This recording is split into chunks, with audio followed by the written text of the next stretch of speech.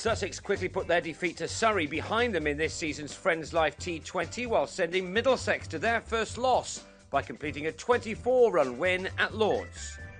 Chris Nash won the toss in the warm sunshine in North London and batted first on what looked like a dry but good batting surface. And how good soon became evident as both Wright and Nash himself started to put bat to ball from the early overs with some excellent cricket shots. Tim Murtagh was expensive in his first 2-over spell, which went for 34 runs and included this swept six from Nash into the grandstand, while Wright also thumped the same bowler over the top as this pair of openers were soon racing the score along. Both Wright and Nash matched each other shot for shot as they kept the run rate at above 9 per over in taking their opening partnership to 84, which was put on before the 10th over was through. They've done even better than this season in the 40-over competition, but they would have certainly been pleased with their start.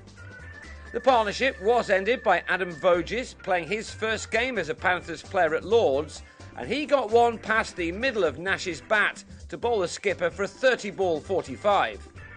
All that did, however, was pick up the tempo of Wright's innings some more. A fierce drive through the covers off Neil Dexter brought the England man his 7th four and took the informed batsman to his latest half-century off only 37 balls.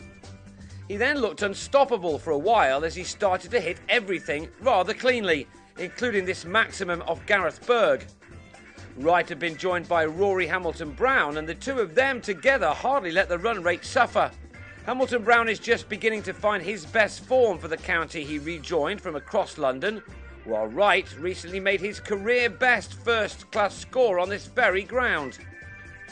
It was becoming something of a blitz from Wright, and another 100 looked likely until he clubbed a slower ball from the returning Murtagh to Josh Davey at long on to depart for an 81 made from just 49 deliveries.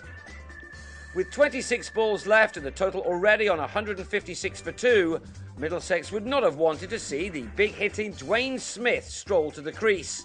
He struck 2 sixes in successive overs as Sussex, who narrowly lost their first game in this competition, closed in on 200 this time. Hamilton-Brown fell in the final over, skying a return catch off the leading edge to Kyle Mills to go for a speedy 47, but the Sharks still ended on 202 for 3, the second largest domestic T20 total at Lord's. Yet for a while the home side made a very good stab at chasing it down. Darvin Milan may have struggled for form in Championship cricket this summer, but at the top of the batting order in the one-day arena, he's been one of the best players around, and that was in evidence here. And with the hard-hitting Irishman Paul Stirling at the other end clearing the ropes early, this pair was soon matching what Wright and Nash had achieved at the start of their innings. Stirling was dropped in the deep by Hamilton-Brown, and for a while that looked as if it may be costly, as this pair again showed that once they get going, they can be a tough act to stop.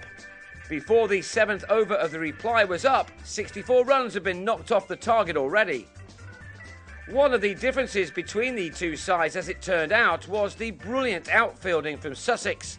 Stirling the first to find that out as he was well held at wide long on by a sprinting Smith. Stirling was gone for a 22-ball 33, but Milan was able to keep going, and like right before him, he reached a 50 off 37 balls, and then quickly added this maximum. Joe Denley was out just after the 100 had been posted, Joe Gatting with an extraordinary one-handed catch in the deep, and then much of the rest followed quickly in their pursuit of runs. Milan on 61 was bowled by Nash.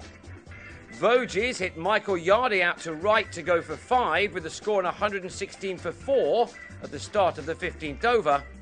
And Adam Rossington, the hero for his team with the bat on Friday in Kent, swept Yardy out to Smith to give the bowler figures of 3 for 30 from his 4 overs. With the required run rate climbing all of the time, it was going to take a miracle now for Middlesex to turn this game around. Dexter tried his hardest to do that and hit 3 sixes in a 10-ball stay, which gave him 27 runs, but even that wasn't enough. He had no option but to throw the bat at everything and hold out off Chris Jordan, with 55 still wanted off only 16 balls. Jordan then knocked out Davies' leg stump behind the batsman's legs, while Berg found Hamilton-Brown on the long off boundary's edge before Ollie Rayner and Mills saw out the last couple of overs helped by 6 penalty runs for the Sharks' slow over rate. That saw the Panthers end their innings on 178 for 8. No bad effort, but one that was just not good enough against this strong-looking Sussex outfit. The margin of victory for the visitors was 24 runs, and that means both sides have started off this season's T20 with 1 win and 1 defeat.